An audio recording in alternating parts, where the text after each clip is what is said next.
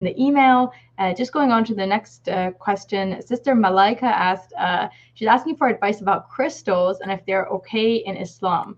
She said, I don't believe they can heal the body and such, but is it okay to believe they have positive energy and can be used for home decor?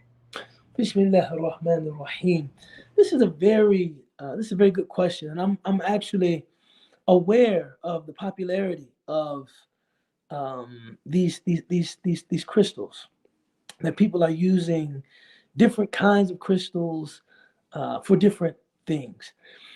I think something like that really boils down to the understanding and the intention of the person using anything. I mean, because in a certain sense, things that are known to have, there are natural things that are known to have like real falsifiable effects. You can, if you put eucalyptus in your room, this will happen. Or if you put lavender in your bathroom, I'm sure people that know a great deal more about natural remedies in the natural world probably could cite a number of these. Well, if you take some aloe and you do this with it, you do that with it.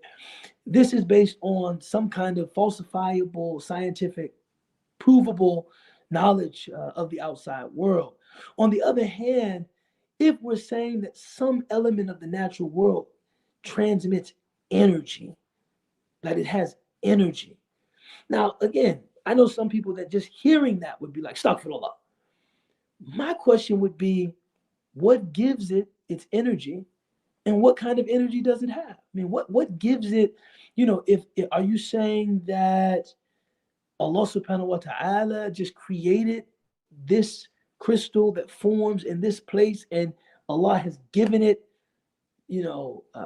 this property, right? If one is saying that, I, I wouldn't be able to say that, you know, that Allah subhanahu wa ta'ala doesn't do that. On the other hand, if one is saying that this element of the natural world, a crystal is in a member of the natural world, the natural order, it just can do this. This is just what it does on its own. It can just do this. This is, you bring this into your house and it promotes peace. Like your atmosphere becomes tranquil because of the independent mashia, the independent, like this crystal has a power that if you use it, it does this. And that's just what happens. That is impermissible and also theologically quite dangerous, right? That is theologically quite dangerous.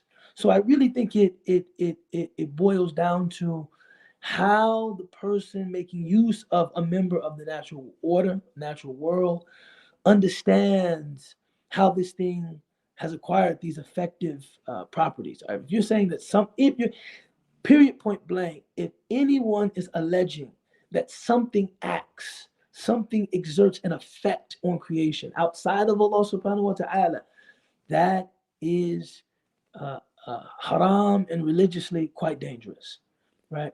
On the other hand, if one is saying that Allah ta'ala puts some kind of property into some element of the natural world, that would open them to the challenge of how do they establish that? Like, how do you, either you have a statement from the Prophet Muhammad alayhi wasalam, like the habatu sauda, like the black seed, right? That's a member of the natural order, an element of the natural world that the Prophet sallallahu alaihi wasallam said has this curative property. Okay, if you don't establish it by wahi, I think you can only then establish it by science.